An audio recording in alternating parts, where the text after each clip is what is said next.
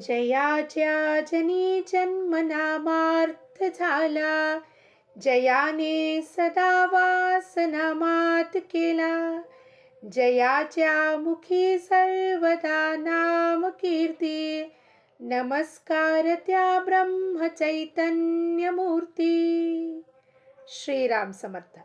ಎಲ್ಲ ಆತ್ಮಜ್ಯೋತಿಗಳಿಗೆ ಸಾಷ್ಟಾಂಗ ಪ್ರಣಾಮ ಮಾಡುತ್ತಾ ನನ್ನ ಸದ್ಗುರುಗಳಾದ ಶ್ರೀ ಚಂದ್ರಕುಮಾರ್ ಅವರ ದಿವ್ಯ ಚರಣಾರವಿಂದಕ್ಕೆ ಅನಂತ ಪ್ರಣಾಮಗಳನ್ನು ಸಲ್ಲಿಸುತ್ತಾ ಇಂದಿನ 22 ಡಿಸೆಂಬರ್ ಶ್ರೀ ಮಹಾರಾಜರವರ ಪ್ರವಚನ, ಯಾವುದೇ ಪ್ರಸಂಗದಲ್ಲೂ ನಾಮವನ್ನು ಬಿಡಬೇಡಿರಿ. ಯಾವುದೇ ಪ್ರಸಂಗದಲ್ಲೂ ನಾಮವನ್ನು ಬಿಡಬೇಡಿರಿ. ಏನಪ್ಪ, ನಮ್ಮ ಜೀವನದಲ್ಲಿ ಸುಖದ ಪ್ರಸಂಗ ಬಂದರೂ ನಾವು ಭಗವಂತನ ಮರೆತು ಹೋಗ್ತೀವಿ, ಆ ನಾಮ ಬಿಟ್ಟು ಹೋಗಿರುತ್ತೆ. ಅಪ್ಪ ನಿನ್ನಿಂದ ಆಗಿರೋದು ಇದು ಅಂತ ಸ್ಮರಣೆ ಉಳಿಯೋದಿಲ್ಲ. ದುಃಖದ ಪ್ರಸಂಗ ಬಂದಂತರೂ ಇನ್ನೂ ಭಾಳ ಕಠಿಣ, ಅವಾಗಂತೂ ಅವ್ನು ಜ್ಞಾಪಕನೇ ಬರೋದಿಲ್ಲ, ಇನ್ನೂ ಅವನನ್ನು ಬೈತೀವಿ. ಅಪ್ಪ ನಿನ್ನಿಂದ ಹೀಗೆಲ್ಲ ಆಗಿರೋದು, ನಮ್ಮ ಜೀವನದಲ್ಲಿ ಭಗವಂತನಿಗೆ ನಮ್ಮ ಮೇಲೆ ಕಣ್ಣೇ ಇಲ್ಲ, ನಮಗೆ ದಯಾನೇ ಇಲ್ಲ ಅನ್ನೋದು ಹಲವಾರು ಬಗೆ ರೀತಿಯಿಂದ ಅವನನ್ನು ನಾವು ಸಹಸ್ರನಾಮ ಮಾಡ್ತೀವಿ. ಯಾವುದೇ ಪ್ರಸಂಗದಲ್ಲೂ ನಾಮ ಬಿಡಬೇಡ್ರಿ ಅಂದರೆ ಹೆಂಗ್ರಿ ಬಿಡಲಿಕ್ಕೆ, ಹೆಂಗೆ ಹಿಡ್ಕೊಳ್ಲಿಕ್ಕೆ ಸಾಧ್ಯತೆ ಉಂಟು? ಜಪಮಾಲ ಹೆಂಗೆ ಹಿಡ್ಕೊಂಡು ಹೋಗ್ಲಿಕ್ಕೆ ಸಾಧ್ಯತೆ ಉಂಟು? ಆಫೀಸಿಗೆ ಹೋಗ್ತೀವಿ ನಾವು. ಇಲ್ಲಿ ನಾಮವನ್ನು ಬಿಡಬೇಡಿರಿ ಅಂದರೆ ಯಾವುದೇ ಒಂದು ಕೆಲಸ ಮಾಡುವಾಗ ಅವನ ಸ್ಮರಣೆ ಚಿತ್ತದಲ್ಲಾಗಲಿ, ಬುದ್ಧಿಯಲ್ಲಾಗಲಿ, ಮನಸ್ಸಿನಲ್ಲಾಗಲಿ, ಇಂದ್ರಿಯ ಮುಖೇಣ ಇದೇನು ಕೆಲಸ ಮಾಡ್ತಿದೆಯೋ, ದೇಹದ ಮುಖೇಣ ಆಗ್ತಿದೆಯೋ ಕೆಲಸಗಳು, ಇದೆಲ್ಲ ಅವನ ಸತ್ತ ಮಾತ್ರದಿಂದ ಆಗ್ತಿದೆ, ಅವನ ಇಚ್ಛೆ ಮಾತ್ರದಿಂದ ಆಗ್ತಿದೆ ಅನ್ನೋದು ಸದಾ ಸ್ಮರಣೆಯಲ್ಲಿ ಇರುವುದು ನಾಮದ ಸ್ಮರಣೆ.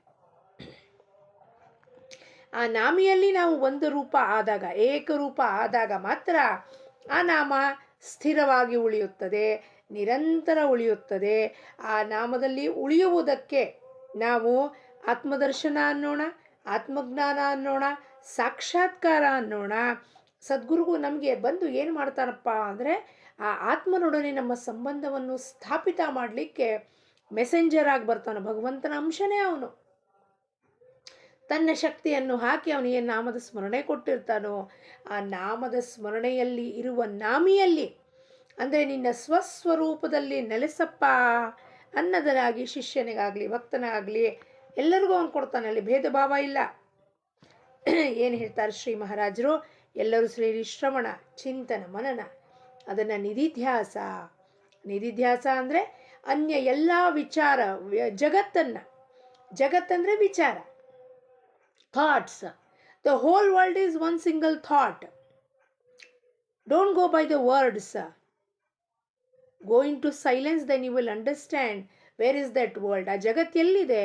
ಜಗತ್ತಿನ ವಿಚಾರಗಳು ಎಲ್ಲಿದೆ? ನನ್ನ ಒಳಗೆ ಉಂಟು, ನನ್ನಿಂದ ಆಚೆ ಬರ್ತಾ ಇದೆ, ನಾನು ಅದಕ್ಕೆ ಪ್ರತಿಕ್ರಿಯೆ ಕೊಡುತ್ತಾ ಇದ್ದೀನಿ. ಸೊ ಆ ಜಗತ್ತು ನಾಶ ಮಾಡಬೇಕು, ಜಗತ್ತಿನ ವಿಚಾರ ನಾಶ ಮಾಡಬೇಕು ಅಂದರೆ ಏನಾಗಬೇಕು? ನಾವು ಆ ಭಗವಂತನ ಆಶ್ರಯವನ್ನು, ಅವನ ನಾಮದ ಆಶ್ರಯವನ್ನು ಹೊಂದಲೇಬೇಕು. ಆಕಾಶಕ್ಕೆ ಅಂಜಿ ಓಡಿದರೆ ಎಲ್ಲಿಯೂ ಹೋದರೆ ಅದು ಇದ್ದೇ ಇರುತ್ತದೆ.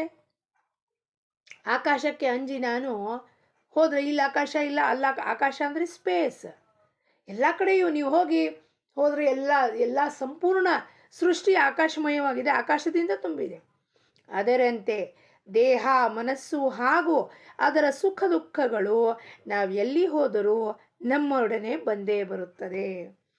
ನಾನು ಮುಂಬೈಯಿಂದ ಬೆಂಗಳೂರಿಗೆ ಬಂದ್ರೇನು, ಬೆಂಗಳೂರಿಂದ ಹೈದರಾಬಾದಿಗೆ ಹೋದ್ರೇನು, ಹೈದರಾಬಾದಿಂದ ಅಮೇರಿಕಾಗೆ ಹೋದ್ರೇನು, ನನ್ನ ದೇಹ, ನನ್ನ ಮನಸ್ಸು, ಅದಕ್ಕಾಗುವಂಥ ಸುಖ ದುಃಖಗಳು ಎಲ್ಲಿ ಹೋದರೂ ಸಾನು ಟ್ರೆಷರ್ ಬಾಕ್ಸ್ ಥರ ಅದು ನನ್ನ ಜೊತೆಗೆ ಬಂದೇ ಬರುತ್ತದೆ, ಇಮೋಷನಲ್ ಬ್ಯಾಗೇಜ್. ಆದ್ದರಿಂದ ನಮ್ಮ ಪಾಲಿಗೆ ಬಂದ ಕರ್ಮದ ಫಲಗಳನ್ನು ಸಮಾಧಾನದಿಂದ ಅನುಭವಿಸಲು ಕಲಿಯಬೇಕು. ಇದು ನಮ್ಮ ಪಾಲಿಗೆ ಇವತ್ತು ಏನು ಬಂದಿದೆ, ಪರಮಾತ್ಮ ಏನು ಅದರಲ್ಲಿ ಪಕ್ಷಪಾತ ಮಾಡೋದಿಲ್ಲ. ನೀನು ಮಾಡಿದ್ದ ಕರ್ಮದ ರಾಶಿ, ಅದರಲ್ಲಿ ಒಳ್ಳೆಯದಿರ್ಬೋದು, ಕೆಟ್ಟದಿರ್ಬೋದು, ನಿಂದನಾಸ್ಪದ ಇರ್ಬೋದು, ಸ್ತುತಿಸ್ಪದ ಇರ್ಬೋದು, ಯಾವುದೇ ಮಾಡಿದ್ರೂ ಕೂಡ ನೀನೇ ಮಾಡಿರೋದು. ಆ ಕರ್ಮದ ಫಲ ಏನಿದೆಯೋ ಅದಕ್ಕೆ ನಾವು ಏನು ಅನ್ನುತ್ತೇವೆ, ಅದರ ಒಂದು ಭಾಗ ಬಂದಾಗ ಮತ್ತೆ ಪುನಃ ಅನುಭವಿಸಿಗೆ ಬಂದಾಗ ಅದಕ್ಕೆ ನಾವು ಪ್ರಾರಬ್ಧ ಅನ್ನುತ್ತೇವೆ. ಪ್ರಾರಬ್ಧ ಅಂದರೆ ಏನಪ್ಪ? ಯಾವುದು ಅಗೋಚರವಾಗಿದೆಯೋ, ಅವ್ಯಕ್ತವಾಗಿದೆಯೋ, ನನಗೆ ಗೊತ್ತಿಲ್ಲ. ಯಾವ ಜನ್ಮದಲ್ಲಿ ನಾನು ಯಾವ ಪಾಪ ಮಾಡಿದ್ದೀನಿ ಅದರದ್ದು ಈ ಕರ್ಮ ಈಗ ನಾನು ಅನುಭವಿಸ್ತಾ ಇದ್ದೀನಿ ಫಲನ. ಯಾವ ಜನ್ಮದಲ್ಲಿ ಪುಣ್ಯದ ಗಂಟನ್ನು ಹೆಚ್ಚು ಸಂಪಾದನೆ ಮಾಡಿದ್ದೆ, ಯಾವುದಕ್ಕೆ ಇವತ್ತು ಒಂದು ಪುಣ್ಯದ ಫಲದ ಏನು ನನ್ನ ಕಣ್ಮುಂದೆ ಗೋಚರ ಆಗುತ್ತೋ ಪುಣ್ಯದ ಫಲ, ಒಳ್ಳೆ ಮನೆ ಇರಬಹುದು, ಆಸ್ತಿ ಇರ್ಬೋದು, ಶ್ರವಣನಂಥ ಮಗ ಹುಟ್ಟಿರಬಹುದು, ಅದೆಲ್ಲ ಪುಣ್ಯದ ಫಲ. ಸಾಧನಾ ಮಾರ್ಗದಲ್ಲಿ ನನ್ನ ಉತ್ತರೋತ್ತರ ಅಭಿವೃದ್ಧಿ ಆಗ್ತಿರ್ಬೋದು, ಅದೆಲ್ಲ ಪುಣ್ಯದ ಫಲ. ಆದರೆ ಅದು ನನಗೆ ಗೊತ್ತಿಲ್ಲ. ಅದಕ್ಕೆ ಮಹಾರಾಜರಂತಾರೆ ಅದು ಏನು ಫಲ ಇದೆಯೋ ಸಮಾಧಾನದಿಂದ, ಕಂಟೆಂಟ್ಮೆಂಟ್, ತೃಪ್ತಿಯಿಂದ ನೀನೇ ಕೊಟ್ಟಿರೋದು ಇದೆಲ್ಲವನ್ನು ಅನುಭವಿಸೋದನ್ನು ಕಲಿಯಬೇಕು. ಲರ್ನ್. ಪರಮಾರ್ಥಕ್ಕೆ ಬಂದು ನಾವು ಸಾಧಕರಾಗೋದಿಲ್ಲ. ಸುಮ್ಮನೆ ಸತ್ಸಂಗಕ್ಕೆ ಬರ್ತೀವಿ, ಒಂದು ತಾಸು ಹೋಗ್ತೀವಿ, ಕೂಡ್ತೀವಿ, ನಮಗೆಲ್ಲ ಗೊತ್ತಿದೆ ಬಿಡ್ರಿ, ನೀವೇನು ಹೇಳ್ತೀರಾ, ಅದಾಗುವುದಿಲ್ಲ.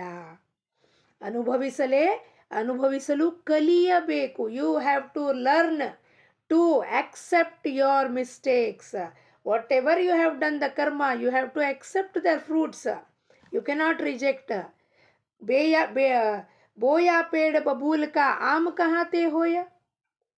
ಬಾಬಳಿ ಗಿಡವನ್ನು ಹಚ್ಚಿಬಿಟ್ಟು ಮಾವಿನ ಹಣ್ಣನ್ನು ಬೆಳೆದ್ರೆ ಹೆಂಗಾಗತ್ತೆ? ಮಾವಿನ ಹಣ್ಣು ಬಿತ್ತಿದಾಗ ಮಾವಿನ ಹಣ್ಣು ತಿನ್ನು, ಬಾಬಳಿ ಗಿಡ ಬಿಟ್ಟಿದಾಗ ಬಾಬಳಿ ಗಿಡವನ್ನು ಮುಳ್ಳು ಚುಚ್ಚಿಸ್ಕೋ. ಪ್ರಯತ್ನ ಮಾಡಿದರೆ ಉತ್ತಮವಾಗುತ್ತದೆ ಎಂದು ಎಲ್ಲಿಯವರೆಗೂ ಅನಿಸುವುದೋ ಅಲ್ಲಿಯವರೆಗೂ ಪ್ರಯತ್ನವನ್ನು ಅವಶ್ಯ ಮಾಡಬೇಕು. ಪ್ರಪಂಚದ ಕೆಲಸ ಇರಬಹುದು, ಪಾರಮಾರ್ಥಿಕ ಕೆಲಸ ಇರಬಹುದು, ಪ್ರಯತ್ನವನ್ನು ಸಂಪೂರ್ಣವಾಗಿ ಮಾಡಬೇಕು ನಾನು. ಯಾಕೆಂದರೆ ನನಗೆ ಆ್ಯಕ್ಟಿಂಗ್ ಮಾಡಲಿಕ್ಕೆ ಇವತ್ತು ರೋಲ್ ಕೊಟ್ಟಿದ್ದಾನೆ ಪರಮಾತ್ಮ, ಆ್ಯಕ್ಟಿಂಗ್ ಮಾಡಪ್ಪ. ಸಿನಿಮಾದಲ್ಲಿ ನಟ ಅಥವಾ ನಟಿ, ನಾಯಕಿ ಉತ್ತಮವಾದ ನಟನೆ ಮಾಡಿದ್ರೆ ನಾವೇನಂತೀವಿ, ವಾ ಶಬ್ಬಾಷ್ ಅಂತ ಅವರಿಗೆ ನ್ಯಾಷನಲ್ ಅವಾರ್ಡ್ ಕೊಡ್ತೀವಿ. ಎಂಥ ಆ್ಯಕ್ಟಿಂಗ್ ಮಾಡಿದ್ರಿ ರೀ ಅವರು, ಮನಮುಟ್ಟುವಂತೆ ಆ್ಯಕ್ಟಿಂಗ್ ಮಾಡಿದ್ರು, ಕಣ್ಣಲ್ಲಿ ನನಗೆ ಗಳಗಳ ನೀರು ಬಂದುಬಿಡ್ತು, ಅದಕ್ಕೆ ಅವರಿಗೆ ಸರಿಯಾದ ಅವಾರ್ಡ್ ಕೊಟ್ಟಿದ್ದಾರೆ ರೀ. ಅದನ್ನೇ ಪರಮಾತ್ಮನೂ ನಮಗೆ ಒಂದು ಆ್ಯಕ್ಟಿಂಗ್ ಕೊಟ್ಟಿದ್ದಾನೆ. ಈ ಪ್ರಪಂಚ ಎಂಬುವ ಸ್ಟೇಜ್ ಮೇಲೆ ಬಾರಪ್ಪ, ನಿನಗೆ ಏನು ಅಭಿನಯ ಮಾಡೋಕ್ಕೆ ಇವತ್ತು ಡೈರೆಕ್ಟರ್ ಏನು ಸ್ಕ್ರಿಪ್ಟ್ ಬರ್ಕೊಟ್ಟಿದ್ದಾನೋ ಡೈಲಾಗ್ಸ್ನ ಸರಿಯಾಗಿ ಹೇಳು, ಸುಂದರವಾಗಿ ಹೇಳು, ಮಧುರವಾಗಿ ಹೇಳು, ಪ್ರಯತ್ನ 100% ಮಾಡು. ನಿನ್ನ ಕೆಲಸವನ್ನು ಏನು ಕೊಟ್ಟಿದ್ದೀನೋ ಅದನ್ನು 100% ಆ್ಯಕ್ಟಿಂಗ್ ಮಾಡು. ನ್ಯಾಷನಲ್ ಅವಾರ್ಡ್ ಕೊಡಬೇಕು, ಕ್ರಿಟಿಕ್ ಅವಾರ್ಡ್ ಕೊಡಬೇಕು, ನೀನನ್ನು ಫ್ಲಾಪ್ ಮಾಡಬೇಕು ಅಥವಾ ನೀನು ಆ್ಯಕ್ಟಿಂಗ್ ರಿಜೆಕ್ಟ್ ಮಾಡಬೇಕು, ಸರ್ವಥಾ ನನ್ನ ಕೈಯಲ್ಲಿ ಉಂಟು, ಸೂತ್ರಧಾರಿ ನಾನು. ಅದಕ್ಕೆ ಪ್ರಯತ್ನ ಮಾಡಬೇಕು. ಯಾರು?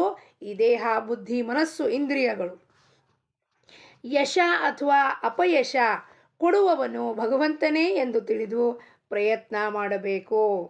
मेरे एक्टिंग को किसने लगाना है? डायरेक्टर ने बोलना है बेस्ट एक्टिंग किया है, supporting actors best supporting actor बहुत अच्छा काम किया है, लेकिन बेस्ट एक्टर नहीं मिल सकता है.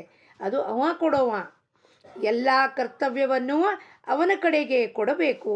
ನಿನ್ನ ಸೇವೆ ಎಷ್ಟು ದಿವಸ ಮಾಡಬೇಕು ಎಂದು ಭಗವಂತನಿಗೆ ಕೇಳುವುದೇನೆಂದರೆ ಸೇವೆಯಲ್ಲಿ ನ್ಯೂನ್ಯತೆ ಬಂದಂತೆ.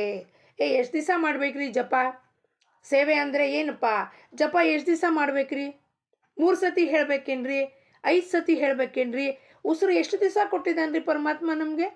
50, 60, 70, 80, 90, 100 ಅಲ್ಲಿವರೆಗೂ ಅವನು ಸೇವೆ ಮಾಡಬೇಕು. ಅವನನ್ನು ಪ್ರಶ್ನೆ ಮಾಡಿದ್ವಿ ಅಂದರೆ ಏನು? ಭಗವಂತನನ್ನು ನಾವು ನ್ಯೂನ್ಯತೆ ತಂದಂಗೆ ಆಗತ್ತದ್ರಲ್ಲಿ. ಉಸಿರು ಕೊಡುವಾಗ ಪರಮಾತ್ಮ ಕೇಳ್ತಾನ ನಮ್ಮನ್ನು, ಇಷ್ಟು ಕೊಡಲೇನಪ್ಪ ನಿನಗೆ ಉಸಿರು? 21,600 ಬೇಡ, ಒಂದು 20,000 ಕೊಡ್ತೀನಿ, ಒಂದು 8,000 ಕೊಡ್ತೀನಿ ಅಂತ ಹೇಳ್ತಾನೆ ಪರಮಾತ್ಮ. ಕರುಣಾಸಾಗರ ಅಂತೀವಿ. ದಿವಸ ನಿನಗೆ 21,600 ಉಸಿರನ್ನು ಬಳಕೆ ಮಾಡಲಿಕ್ಕೆ ಕೊಟ್ಟಿದ್ದೀನಿ. ಅದನ್ನು ಬಳಕೆ ಮಾಡಿ ನಿನ್ನ ಜೀವನದ ಉದ್ಧಾರಕ್ಕೆ ನೀನೇನು ಮಾಡ್ಕೋತಿಯಪ್ಪ? ಸರ್ವಥಾ ನಿನಗೆ ಬಿಟ್ಟಿರುವುದು. ಅದರಂತೆ ಅವನ ನಾಮದ ವಿಷಯದಲ್ಲಿಯೂ ಅವಧಿಯನ್ನು ಹೇಗೆ ಹಾಕಲಿಕ್ಕೆ ಆಗುತ್ತದೆ? 2 ತಾಸು ಜಪ ಮಾಡಿದ್ರೆ ಸಾಕೇನ್ರಿ? 1 ತಾಸು ಜಪ ಮಾಡಿದ್ರೆ ಸಾಕೇನ್ರಿ? 3,500 ಅವಧಿ ಯು ಕೆನಾಟ್ ಪುಟ್ ಭಗವಂತ in the time and space. ಕಾಲಕ್ಕೆ ಅತೀತನಾದವನು ಅವನು, ಗುಣಕ್ಕೆ ಅತೀತನಾದವನು. ಕಾಲದಲ್ಲಿ ಹೆಂಗೆ ಬಂಧನ ಮಾಡ್ಲಿಕ್ಕೆ ಸಾಧ್ಯತೆ ಉಂಟು ಅವನಿಗೆ? 2 ತಾಸು ಜಪ ಸಾಕ್ರಿ, ನಂದು 1 ತಾಸು ಬರ್ಕೊಳ್ರಿ, ನಮ್ಮದು 2 ತಾಸು ಬರ್ಕೊಳ್ರಿ, ಹೆಂಗ್ರಿ ಬರ್ಕೊಳ್ಳಿಕ್ಕಾಗತ್ತೆ? ಆಯಿತು, ಮೊದಲು ಇದು ಮನಸ್ಸಿಗೆ ಅಭ್ಯಾಸ ಮಾಡಿಸಲಿಕ್ಕೆ ಇದು ಒಂದು ಕ್ರಮ ಫಾಲೋ ಮಾಡಬೇಕು.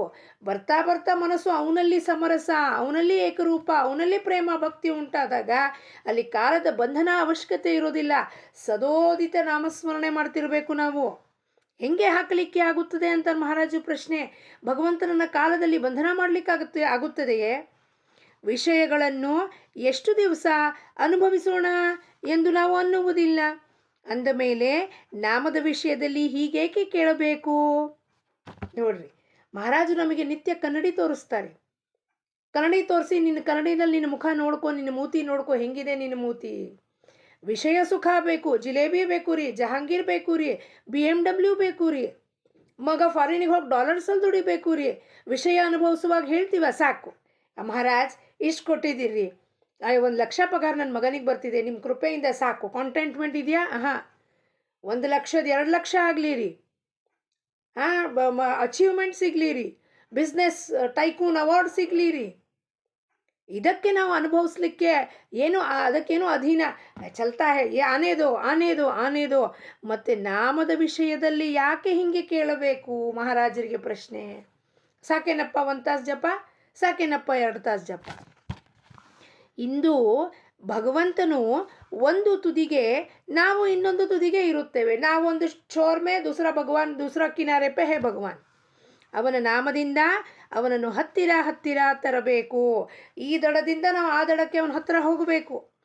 ನಮಗೆ ನಮ್ಮ ದೇಹದ ವಿಸ್ಮರಣೆಯು ಎಷ್ಟು ಹೋಗುತ್ತದೆಯೋ ಅಷ್ಟು ಭಗವಂತನು ಹತ್ತಿರ ಬರುತ್ತಾನೆ. ದೇಹ ಕಂಡುಕೊಂಡಿರೋ ಉಪಾಧಿಗಳು, ನಾನು ಅಮ್ಮ ಇದ್ದೀನಿ, ಅಜ್ಜಿ ಇದ್ದೀನಿ, ಅತ್ತೆ ಇದ್ದೀನಿ, ಪ್ರೊಫೆಷ್ನಲ್ ಇದ್ದೀನಿ, ಡಾಕ್ಟರ್ ಇದ್ದೀನಿ, ಇಂಜಿನಿಯರ್ ಇದ್ದೀನಿ, ಅಚೀವ್ಮೆಂಟ್ಸ್ ಪಡ್ಕೊಂಡಿದ್ದೀನಿ. ಈ ದೇಹದ ಮೇಲಿರುವ ಉಪಾಧಿಗಳು ಕಳಚಿ ಬಿದ್ದು ಹೋದಾಗ ಪರಮಾರ್ಥಕ್ಕೆ ಬಂದು ಭಕ್ತನಿದ್ದೀನಿ ರೀ, ಸಾಧಕನಿದ್ದೀನಿ ರೀ, ಪ್ರವಚನಕಾರಿದ್ದೀನಿ ರೀ, ಇವೆಲ್ಲ ಬಿದ್ದು ಹೋಗ್ಬಿಡ್ಬೇಕು. ಅವಾಗ ಏನಾಗುತ್ತೆ? ಭಗವಂತ ಹತ್ತಿರ ಬರುತ್ತಾನೆ. ಭಗವಂತನ ನಾಮದಲ್ಲಿಯೇ ಸತ್ಸಂಗತಿ ಇರುತ್ತದೆ. ಪ್ರಪಂಚದಲ್ಲಿ ಯಾವುದೇ ಪ್ರಸಂಗ ಬಂದರೂ ನೀವು ನಾಮವನ್ನು ಬಿಡಬೇಡಿರಿ. ಪ್ರಸಂಗ ಯಾವುದೇ ಬರಲಿ, ಅಪ್ಪ ಪರಮಾತ್ಮ ಇದು ನೀನೇ ಕೊಟ್ಟಿರೋದು. ಪ್ರಸಂಗ ಉದ್ಭವ ಮಾಡ್ತಾನೆ ಪರಮಾತ್ಮ ನಮ್ಮ ಜೀವನದಲ್ಲಿ. ಎಲ್ಲಿ ನೀನು ಇದೆಯಾ ಈ ಸ್ಟೇಜ್ನಲ್ಲಿ? Where you stand by me. ನನ್ನ ಹತ್ತಿರ ಬರ್ತಿದೆಯೋ, ನನ್ನಿಂದ ಇನ್ನೂ ದೂರ ಹೋಗ್ತಿದೆಯೋ, ಇವೆಲ್ಲವೂ ಪರೀಕ್ಷೆ ಮಾಡಲಿಕ್ಕೆ ಭಗವಂತ ಒಂದು ಪ್ರಸಂಗವನ್ನು ನಿರ್ಮಾಣ ಮಾಡುತ್ತಾನೆ. ನಿರ್ಮಾಣ ಮಾಡಿ ನನ್ನ ಮುಂದೆ ಅದು ಅವ್ಯಕ್ತವಾದ ಒಂದು ಸಿಚುವೇಶನ್ನ ವ್ಯಕ್ತಗೊಳಿಸ್ತಾನೆ. ಏನು ಮಾಡ್ತೀನಿ ನೋಡ್ತೀನಿ. ವಿವೇಕದಿಂದ ಏನನ್ನ ವಿವೇಕವನ್ನು ಬಳಕೆ ಮಾಡಿ ಹೆಂಗೆ ಆ ಪ್ರಸಂಗವನ್ನು ಹ್ಯಾಂಡಲ್ ಮಾಡಿ ನಿನ್ನ ಚಿತ್ತವನ್ನು ವಿಚಲಿತಗೊಳಿಸದಲೇನೆ ಅದನ್ನು ಪ್ರಸಂಗವನ್ನು ಹೆಂಗೆ ಎದುರಿಸ್ತೀಯಪ್ಪ? ಗುರುವಿನ ಅಂಕಿತ ಆಗಿದ್ರೆ ನೀ ಪ್ರಸಂಗವನ್ನು ಎದುರಿಸ್ತಿ, ಏನು ಬೇಕಾದಾಗಲಿ.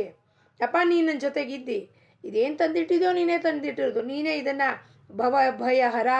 ಭವಭಯಹರ ಹಾರಕ ನೀನು ಅಂತೀವಿ ಹೇಳ್ತೀವಿ ಅವನಿಗೆ. ನಾನು ಶಿವನಿಗೆ ಅವನೇ ಹರಿಸ್ತಾನದನ್ನೆಲ್ಲವೂ, ಹರಣ ಮಾಡ್ತಾನದನ್ನು. ಯಾಕೆ ಅದಕ್ಕೆ ತಲೆ ಕೆಡಿಸ್ಕೋಬೇಕು? ಮನಸ್ಸನ್ನು ವಿಮುಕ್ತಗೊಳಿಸಿದರೆ ಅದು ವಿಷಯದ ಬೆನ್ನ ಹತ್ತಿದೆಂದೇ ತಿಳಿಯಬೇಕು. ಆದ್ದರಿಂದ ನಮ್ಮ ಮನಸ್ಸನ್ನು ಯಾವಾಗಲೂ ತೊಡಗಿಸಿ ಇಡಬೇಕು.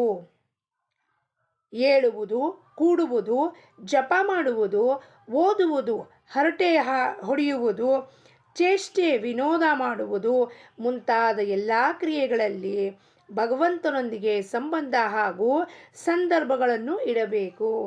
ಅದೇನೇ ಮಾತಾಡಿದ್ರೂ ಕೂಡ ಅದರಲ್ಲಿ ಭಗವಂತನ ಸಂದರ್ಭ ಸಮಾವೇಶ ಆಗಿರಬೇಕು. ಅಂದರೆ ಏನು? ಅಲ್ಲಿ ಯಾರ ಜೊತೆಗಿರ್ತೀವೋ 100% ಆ ಸಮಯದಲ್ಲಿ ಅಲ್ಲಿರಬೇಕು ನಾವು. ಅಂದರೆ ಪ್ರತ್ಯಕ್ಷವಾಗಿ ಸಾಕ್ಷಿ ಭಾವದಿಂದ ಇರಬೇಕು. ಯಾರೋ ಏನೋ ಫಂಕ್ಷನ್ನಲ್ಲಿ ಹೋಗ್ತೀವಿ, ಎಂಜಾಯ್ ಮಾಡಬೇಕು. ಫಂಕ್ಷನ್ನಲ್ಲಿ ಟೀಕೆ ಟಿಪ್ಪಣಿಗಳು, ಊಟದ ಬಗ್ಗೆ ಕಾಮೆಂಟ್ ಮಾಡೋದು, ಅಥವಾ ಇದು ಸರಿ ಇರಲಿಲ್ಲ, ಅದು ಸರಿ ಇರಲಿಲ್ಲ, ನಮಗೆ ಕೊಟ್ಟಿದ್ದ ಆಹಾರ ಸರಿ ಇಲ್ಲ, ಡೆಕೋರೇಷನ್ ಸರಿ ಇಲ್ಲ, ಅಲ್ಲ. ಸಾಕ್ಷಿ ಭಾವದಿಂದ ಹೋಗಬೇಕು, ಸಾಕ್ಷಿ ಭಾವದಿಂದ ಬರಬೇಕು. ಇದೇ ಅನುಸಂಧಾನವಾಗಿರುತ್ತದೆ. ಇದೇ ಭಗವಂತನ ಜೊತೆ ಅನುಸಂಧಾನ. ನಿನಗೆ ಕರೆದಿದ್ದಾರೆ, ಹೋಗಪ್ಪ, ಎಲ್ಲಿ ಹೋಗ್ತೀಯೋ ಹೋಗು, ಆದರೆ ಅನುಸಂಧಾನ ಇಟ್ಕೊಂಡು ಹೋಗು. ಏನು? ನನಗೆ ಕರೆದಿರೋದು ಏನು ಕಾರ್ಯಕ್ಕೆ? ಅಟೆಂಡ್ ಮಾಡು. ಭಗವಂತನ ಪ್ರಸಾದ, ರಾಮ ಇವತ್ತು ಪ್ರಸಾದ ಇಲ್ಲಿ ಬರೆದಿದೆಯಪ್ಪ, ಆಯ್ತಪ್ಪ ಪ್ರಸಾದ ಸ್ವೀಕಾರ ಮಾಡು. ಪ್ರಸಾದ ಅಂದಮೇಲೆ ಅದಕ್ಕೆಲ್ಲ ಟೀಕೆ ಟಿಪ್ಪಣಿ ಇರೋದಿಲ್ವಲ್ಲ. ಉಪಾಧಿಗಳು ಹಚ್ಕೊಂಡು ಕೂಡಲೇ ನಮ್ಮ ರಿಲೇಟಿವ್ಸ್ ಮನೆಯಲ್ಲಿ ಅಡುಗೆ ಚಲೋ ಆಗಿರಲಿಲ್ಲ ರೀ, ಅವ್ರು ಭಾಳ ಹಿಂಗೆ ಮಾಡಿದ್ರು ರೀ, ಕಂಜೂಸ್ತನ ಮಾಡಿದ್ರು ರೀ, ದುಡ್ಡಿದ್ರೂ ಖರ್ಚು ಮಾಡೋದಿಲ್ಲ ರೀ, ಇದು ನಮಗೆ ಅಧಿಕಾರ ಇಲ್ಲ. ಭಗವಂತನ ಅನುಸಂಧಾನವೇ ನಮ್ಮ ಧ್ಯೇಯ ಆಗಿರುತ್ತದೆ. ನಾವು ಅದನ್ನು ಅನುಸರಿಸಿಯೇ ಉಳಿದ ಕಾರ್ಯಗಳನ್ನು ಮಾಡಬೇಕು. ಫಸ್ಟ್ ಭಗವಂತ, ಫಸ್ಟ್ ಸದ್ಗುರುನಾಥ ಕಣ್ಣು ಬಿಡಿಸಿದ್ರೆ ಅಲ್ಲಿ ಪ್ರಪಂಚ ನೋಡ್ತೀನಿ, ಪ್ರಪಂಚದ ಸಂಗತಿಗಳು ಆಮೇಲೆ. ಸದ್ಗುರುನಾಥನ ಬಿಟ್ಟು ಪ್ರಪಂಚಕ್ಕೆ ಫಸ್ಟ್ ಮುಖ್ಯ ನಾವು ಏನು ಕೊಡ್ತೀವಿ, ಮಹತ್ವ ಕೊಡ್ತೀವಿ. ನನ್ನ ಜಗತ್ತು, ನನ್ನ ಸಂಸಾರ, ನನ್ನ ಗಂಡ, ನನ್ನ ಹೆಂಡತಿ, ನನ್ನ ಮಕ್ಕಳು, ಕಡೆಗೆ ಬರ್ತಾರೆ ಮಹಾರಾಜರು, ಕಡೆಗೆ ಬರ್ತಾರೆ ಸದ್ಗುರುನಾಥ. ಅಲ್ಲ, ಮೊದಲು ಸದ್ಗುರುನಾಥ. ಅವನು ಇವತ್ತು ದಿವಸ ನಾಳೆ ಎಪ್ಸಿ ಎಚ್ಚರ ಮಾಡಿ ನೋಡಪ್ಪ ಸುಂದರವಾದ ದಿವಸವನ್ನು ಕೊಟ್ಟಿದ್ದ, ಕಣ್ಣು ಬಿಡು ಅಂತ ಅವನು ಶಕ್ತಿ ಹಾಕಿದ್ರೆ ನಾ ಕಣ್ಣು ಬಿಡುತ್ತೇನೆ. ಹಾಗಾಗಿ ಮೊದಲು ಸದ್ಗುರುನಾಥ, ಆಮೇಲೆ ಮುಂತಾದ ಸಂಗತಿಗಳು ಬರುತ್ತದೆ. ನಾವು ಅದನ್ನು ಅನುಸರಿಸಿ ಉಳಿದ ಕಾರ್ಯಗಳನ್ನು ಮಾಡಬೇಕು. ನಮ್ಮ ವೃತ್ತಿ ಹಾಗೂ ಭಗವಂತನನ್ನು ಜೋಡಿಸುವ ಸರಪಳಿ ಎಂದರೆ ಭಗವಂತನ ನಾಮವಿರುತ್ತದೆ. ನಮ್ಮ ವೃತ್ತಿಗಳು ಹೆಂಗಿದೆಯಪ್ಪ, ಸೂಕ್ಷ್ಮಾತಿ ಸೂಕ್ಷ್ಮ, ಅಗೋಚರವಾಗಿರೋದು ಅವ್ಯಕ್ತ ವೃತ್ತಿಗಳು. ಆ ವೃತ್ತಿಗಳು ಏನು ಹೇಳುತ್ತದೆಯೋ ಹಾಗೂ ಭಗವಂತನನ್ನು ಜೋಡಿಸುವುದು, ಕನೆಕ್ಷನ್ ಮಾಡುವುದು. ವೃತ್ತಿಗಳು ಯಾವಾಗಲೂ ಬಾಹ್ಯ ಪ್ರವೃತ್ತಿಯಾದೆ ಅದು ಪ್ರಪಂಚಕ್ಕೆ ಹೋಗುತ್ತೆ. ಭಗವಂತನ ಕಡೆ ಹೊರಳಿಸ್ಬೇಕು ಅಂದರೆ ಅದಕ್ಕೆ ಯಾವುದಿದೆ, ಸರಪಳಿ, ಕೊಂಡಿ, ಭಗವಂತನ ನಾಮ. ಆದ್ದರಿಂದ ನಮ್ಮ ವೃತ್ತಿಗಳನ್ನು ಯಾವಾಗಲೂ ನಾಮದಲ್ಲಿ ತೊಡಗಿಸಿ ಇಡಬೇಕು. ನಾಮದ ಅನುಸಂಧಾನ ಉಳಿಯುವಂಥ ಉಪಾಧಿಗಳನ್ನೇ ಹೊಂದಿರಬಾರದು. ನನಗೂ ಭಗವಂತನಿಗೂ ಅಡ್ಡಿ ಬರ್ತಿರೋದು ಏನಪ್ಪ, ಈ ದೇಹದ ಮೇಲಿರೋ ಮೋಹ, ಅಭಿಮಾನ, ಉಪಾಧಿಗಳು. ಈ ಉಪಾಧಿನ ಬಿಟ್ಟು ಅವನಿಗೆ ಶರಣು ಹೋಗಬೇಕು. ನಾವು ಕೇವಲ ನಾಮ ತೆಗೆದುಕೊಂಡರೆ ಕೆಲಸವಾಗುತ್ತದೆ, ಆದರೆ ಅದನ್ನು ವಿಚಾರಪೂರ್ವಕ ತೆಗೆದುಕೊಂಡರೆ ಬೇಗನೆ ಕಾರ್ಯವಾಗುತ್ತದೆ. ವಿಚಾರಪೂರ್ವಕ ಅಂದರೆ ವಿವೇಕದಿಂದ ನಾಮಸ್ಮರಣೆ ನಾನು ಏತಕ್ಕಾಗಿ ಮಾಡುತ್ತಿದ್ದೇನೆ, ಮಾನವ ಜನ್ಮ ಬಲು ದುರ್ಲಭ, ಹುಚ್ಚಪ್ಪಗಳಿರ, ಇದನ್ನು ಕಳೆದುಕೊಳ್ಳಬೇಡಿರಿ ಅಂತಾರೆ. ಇದನ್ನು ಏತಕ್ಕಾಗಿ ಮಾನವ ಜನ್ಮ ಕೊಟ್ಟಿದ್ದಾನಪ್ಪ ನಮಗೆ ಭಗವಂತ, ಅವನ ಪ್ರಾಪ್ತಿ ಮಾಡ್ಕೊಳ್ಳಿಕ್ಕೆ. ಕಣ್ಣು, ಮೂಗು, ಕಿವಿ, ಬಾಯಿ, ಇಂದ್ರಿಯಗಳನ್ನು ಕೊಟ್ಟಿದ್ದಾನೇನು ಅವನನ್ನು ಅನುಭವಿಸ್ಲಿಕ್ಕೆ, ಅವನ ಶ್ರವಣ, ಅವನ ಕಥಾಶ್ರವಣ ಮಾಡಲಿಕ್ಕೆ ಬಾಯಿ ಕೊಟ್ಟಿರೋದು, ಅವನನ್ನು ಕೊಂಡಾಡಲಿಕ್ಕೆ, ಇನ್ನೇ ವೃಥಾ ಗೊಳ್ಳ ಹರಟೆ ಹೊಡಿಲಿಕ್ಕೆ, ಗಾಸಿಪ್ ಮಾಡಲಿಕ್ಕೆ ಕೊಟ್ಟಿಲ್ಲ. ಬಾಯಲ್ಲಿ ನಾಮ ಬರುವ ಮಾತ್ರದಿಂದಲೇ ಸತ್ಕರ್ಮಗಳು ತಾವಾಗಿಯೇ ಆಗುತ್ತೊಡಗುತ್ತದೆ. ನಮ್ಮ ವೃತ್ತಿಯೊಂದು ಕರ್ಮಕ್ಕೆ ಭಗವಂತನೇ ಸಾಕ್ಷಿಯಾಗಿರುತ್ತಾನೆ ಎಂದು ತಿಳಿದು ವರ್ತಿಸಬೇಕು. ಇಲ್ಲಿಗೆ ನಾವು ಕನಕದಾಸರ ಕಥೆಯನ್ನು ಹಚ್ಚಬಹುದು. ಏನಪ್ಪ, ನಮ್ಮ ವೃತ್ತಿಯೊಂದಿಗೆ ಕರ್ಮಕ್ಕೆ ಭಗವಂತನ ಸಾಕ್ಷಿ ಭಾವದಿಂದ ನೋಡುತ್ತಾ ಇರುತ್ತಾನೆ. ಕನಕದಾಸರು ಹೇಳುದು, ಗುರುವರ್ಯ, ನಾನು ಭಗವಂತನ ಮುಚ್ಚಿಟ್ಕೊಂಡು ಯಾವ ಜಾಗದಲ್ಲಿ ಪರಮಾತ್ಮ ಇಲ್ಲ, ಎಲ್ಲಿ ಮುಚ್ಚಿಟ್ಕೊಂಡ ಬಾಳೆಹಣ್ಣು ತಿನ್ನಲಿ? ಎಲ್ಲಾದರೂ ಒಂದು ಉಂಟ ಸ್ಪೇಸು ಎಲ್ಲಿ ಭಗವಂತನನ್ನು ನೋಡ್ತಾ ಇಲ್ಲ ಅಂತ. ಪ್ರತಿ ಕ್ಷಣ ನನ್ನ ಉಸಿರು ಅವನಿಗೆ ಗೊತ್ತಾಗುತ್ತದೆ ನನ್ನ ಮನಸ್ಸಿನಲ್ಲಿ ಎಂಥ ವೃತ್ತಿಗಳು ಹೇಳುತ್ತಾ ಇದ್ದೆ. ಕಾಮದ ವೃತ್ತಿನೋ, ಲೋಭದ ವೃತ್ತಿನೋ, ಅಸೂಯೆ ವೃತ್ತಿನೋ, ಅವಗುಣದ ವೃತ್ತಿಗಳು, ಎಂಥ ವೃತ್ತಿಗಳು ಹೇಳ್ತಿದೆ ಅವನಿಗೆ ಗೊತ್ತಾಗತ್ತೆ. ಇನ್ನು ಅವನಿಂದ ಬುಟಾಟಿಕೆ ಮಾಡಿ ನಾನು ಎಲ್ಲಿಂದ ಮುಚ್ಚಿಟ್ಕೊಂಡು ಏನಾದ್ರು ಮಾಡೋಕ್ಕೆ ಸಾಧ್ಯತೆ ಉಂಟಾ? ಅಂದರೆ ನಮ್ಮ ಕೈಯಿಂದ ದುಷ್ಕರ್ಮಗಳು ಆಗುವುದೇ ಇಲ್ಲ. ಪ್ರತಿ ಕ್ಷಣವೂ ಸದ್ಗುರುನಾಥ ನನ್ನ ಮುಂದೆ ಕಣ್ಮುಂದೆ ನಿಂತಿದ್ದಾನೆ ಅಂದರೆ ಹೆಂಗೆ ನಾನು ಮಾಡಲಿಕ್ಕಾಗತ್ತೆ ಕೆಟ್ಟ ವಿಚಾರಗಳನ್ನು? ನಮಗೆ ಅದು ಅನುಭವಕ್ಕೆ ಬರಬೇಕು. ಸದ್ಗುರುನಾಥ ಭೌತಿಕ ಇಲ್ಲ ಅಂದರೆ ನಾ ಹೆಂಗೆ ಬೇಕೋ ಹಾಗೆ ಆಡಿದ್ದೆ ಆಟ, ಹೂಡಿದ್ದೆ ಲಗ್ಗು ಅಂದಾಗ ಎಲ್ಲಂಗೂ ಲಗಾಮ ಇದ್ರ ಕುದುರೆ ಥರ ಮತ್ತೆ ಓಡ್ ಹೋಗೋದಲ್ಲ ಪ್ರಪಂಚಕ್ಕೆ. ನಾವು ಸುಮ್ಮನೆ ನೆಪ ಹೇಳುತ್ತಾ ಇರುತ್ತೇವೆ. ರೀಸನ್ಸ್ ಆ್ಯಂಡ್ ಎಕ್ಸ್ಕ್ಯೂಸಸ್ ಆಗೋದಿಲ್ಲ ರೀ ಮಾಡಲಿಕ್ಕೆ. ಯಾಕಾಗೋದಿಲ್ಲ ರೀ? ಮನಸ್ಸನ್ನು ಕೂಡಿಸ್ಬೇಕು ಆಗ್ರಹದಿಂದ. ಕೆಲಸ ಇದ್ದಾಗ ಕೆಲಸದ ಸೇವೆ ನೆಪ, ಕೆಲಸವಿಲ್ಲದಿದ್ದಾಗ ನಾಮಸ್ಮರಣೆ ಮಾಡದೆ ಸುಮ್ಮನೆ ಹರಟೆ, ನಿಂದಾಸ್ತುತಿ ಅಥವಾ ಬೇರೆ ಆಟ ಆಡುವುದರಲ್ಲಿ ಸಮಯ ಕಳೆಯುತ್ತೇವೆ. ಹೀಗೆ ಮಾಡಬಾರದು.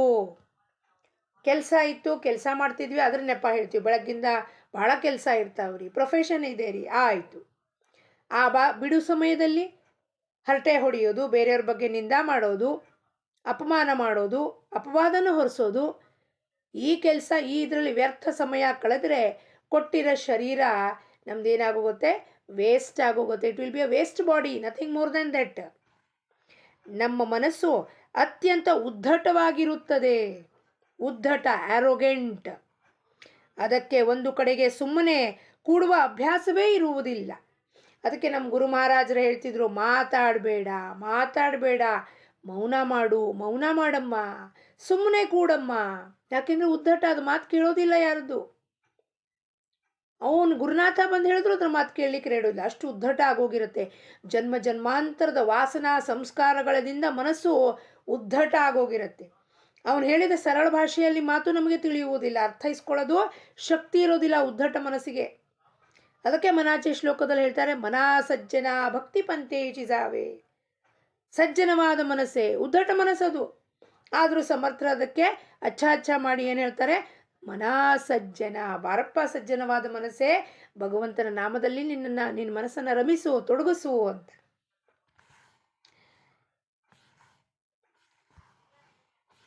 ಅದಕ್ಕೆ ಸ್ವಲ್ಪ ಆಗ್ರಹ ಮಾಡಿ ನಾಮ ತೆಗೆದುಕೊಳ್ಳಲು ಹಚ್ಚಬೇಕು. ನಾಮದಲ್ಲಿ ಭಗವಂತನ ಶಕ್ತಿ ಇರುವುದರಿಂದ ನಾಮ ತೆಗೆದುಕೊಳ್ಳುವವರ ದೇಹ ಬುದ್ಧಿಯು ಕ್ರಮವಾಗಿ ಕಡಿಮೆಯಾಗುತ್ತಾ ಹೋಗುತ್ತದೆ ಹಾಗೂ ನಾಮವು ಸ್ಥಿರಗೊಳಿಸುತ್ತದೆ. ನಿತ್ಯ ನಾಮಸ್ಮರಣೆ ಮಾಡುವ ಹೊರತು ಮರಣ ಸಮಯದಲ್ಲಿ ಅದು ಬಾಯಲ್ಲಿ ಬರುವುದಿಲ್ಲ. ಜಾಗೃತ ಅವಸ್ಥೆಯಲ್ಲಿ ಅಭ್ಯಾಸ ಮಾಡಿದರೆ ನಿದ್ರೆಯ ಸಮಯದಲ್ಲಿ ಸ್ಮರಣೆ ಬರುತ್ತದೆ. ನಿದ್ರೆಯ ಸಮಯದಲ್ಲಿ ಸ್ಮರಣೆ ಮಾಡಿದರೆ ರಾತ್ರಿ ಸ್ವಪ್ನದಲ್ಲಿ ಅದೇ ನಡೆಯುತ್ತದೆ. ಹಾಗೂ ಈ ರೀತಿಯಾಗಿ ನಿರಂತರ ಧ್ಯಾಸವನ್ನಿಟ್ಟುಕೊಳ್ಳುವುದರಿಂದ ಮರಣದ ಸಮಯದಲ್ಲಿ ಅಂದರೆ ಸ್ಮರಣೆ ಆಗುತ್ತದೆ, ಅದರದೇ ಸ್ಮರಣೆ ಆಗುತ್ತದೆ. ಮರಣ ಸಮಯದಲ್ಲಿ ಭಗವಂತ, ಅಪ್ಪ ರಾಮ ಬಂದಿದ್ದಾನೆ ನನ್ನ ಕರ್ಕೊಳ್ಳಿಕ್ಕೆ, ರಾಮ ಬರ್ತಿದ್ದಾನೆ. ನನ್ನ ಅಂತ್ಯಕಾಲ ಬಂದಾಗ ಮಹಾರಾಜರ ಚರಿತ್ರೆಯಲ್ಲಿ ಹಲವಾರು ಜನದ ಘಟನೆ ದೃಷ್ಟಾಂತವನ್ನು ಕೊಟ್ಟಿದ್ದಾರೆ. ಎಲ್ಲಿ ಮಹಾರಾಜರು ಕೇಳ್ತಿರ್ತಾರಪ್ಪ ಹೆಂಗಿದ್ಯಪ್ಪ, ಎಷ್ಟು ಜನಕ್ಕೆ, ಮಹಾರಾಜ್ ನಾಮದಲ್ಲಿದ್ದೀನಿ, ನಾಮದಲ್ಲಿದ್ದೀನಿ, ನಾಮದ ಸ್ಮರಣೆಯಲ್ಲಿದ್ದೀನಿ. ಅಂತ್ಯಕಾಲ ಬಂದಾಗ ಮಹಾರಾಜರು ಅವ್ರ ಹತ್ರ ಹೋಗಿ ಅವರೇ ಸ್ವತಃ ಅವ್ರ ತೊಡೆ ಮೇಲೆ ಅವ್ರ ತಲೆಯನ್ನು ಇಟ್ಕೊಂಡು ಕೇಳುವಾಗ, ಹೆಂಗಿದೆಯಪ್ಪ ನೀನು? ಮಹಾರಾಜ್ ನಾಮ ನಡೀತಾ ಇದೆ, ಆನಂದದಲ್ಲಿದ್ದೀನಿ ಅಂತ ಹೇಳಿ ಪ್ರಾಣೋತ್ಕ್ರಮಣ ಆಗ್ತಾ ಇರುತ್ತೌದು. ಎಂಥ ವಿಲಕ್ಷಣವಾದ ಅದ್ಭುತವಾದ ಮರಣ ರೀ ಅದು. ಸದ್ಗುರುನಾಥ ಸ್ವಯಂ ಬಂದು ತನ್ನ ತೊಡೆ ಮೇಲೆ ಮಲಗಿಸ್ಕೊಂಡಪ್ಪ, ಬಾ ನಿನಗೆ ಮುಕ್ತಿಯನ್ನು ಕೊಡುತ್ತಾ ಇದ್ದೀನಿ, ಅದಕ್ಕಿಂತ ಬೇರೆ ಏನಾದ್ರು ಬೇಕಾ ನಮಗೆ ಅನ್ನೋದನ್ನು ವಿಚಾರ ಮಾಡಬೇಕು ನಾವೆಲ್ಲರೂ ಸೇರಿ. ಇಂದಿನ ಬೋಧವಚನ, ನಾವು ನಾಮ ತೆಗೆದುಕೊಳ್ಳುತ್ತಾ ನಾಮದೊಂದಿಗೆ ಎಷ್ಟು ತದಾತ್ಮರಾಗಬೇಕೆಂದರೆ ನಾನು ನಾಮ ತೆಗೆದುಕೊಳ್ಳುತ್ತಿರುವೆ ಎಂಬುದು ಕೂಡ ಮರೆತು ಹೋಗಬೇಕು. ನಾನು ಅಂದರೆ ಈ ಮನಸ್ಸು, ಇಂದ್ರಿಯ ಮುಖೇನ ನಾನು ಜಪ ಮಾಡ್ತಿದ್ದೀನಿ, ನಾನು ನಾಮಸ್ಮರಣೆ ಮಾಡ್ತಿದ್ದೀನಿ ಅನ್ನೋದು ಮರ್ತು ಹೋಗ್ಬಿಡ್ಬೇಕು. ಅಷ್ಟು ನಾಮದ ರಾಶಿ ಗುಡ್ಡೆ ರಾಶಿಯಾಗಿ ಬೀಳಬೇಕು ನಮ್ಮ ಪದರಿನಲ್ಲಿ. ಆವಾಗ ನನ್ನ ದೇಹದ ವಿಸ್ಮರಣೆಯಾಗಿ ರಾಮನಲ್ಲಿ ಏಕರೂಪ ಆಗಿ, ರಾಮನಲ್ಲಿರುವ ರಾಮಿಯಲ್ಲಿ ಏಕರೂಪ ಆಗಿ ಆ ನಾಮದ ಸ್ಮರಣೆ ಉಳಿಯುತ್ತೆ. ನಾಮಸ್ಮರಣೆ ನಾನು ಮಾಡುತ್ತಾ ಇದ್ದೀನಿ ಅನ್ನೋದು ಬಿದ್ದು ಹೋಗುತ್ತೆ ಅಂತ ಹೇಳುತ್ತಾ, ಜಾನಕಿ ಜೀವನ ಸ್ಮರಣ. ಜೈ ಜೈ ರಾಮ್. ಲೋಕಾಹ ಸಮಸ್ತಾಹ ಸುಖಿನೋ ಭವಂತು.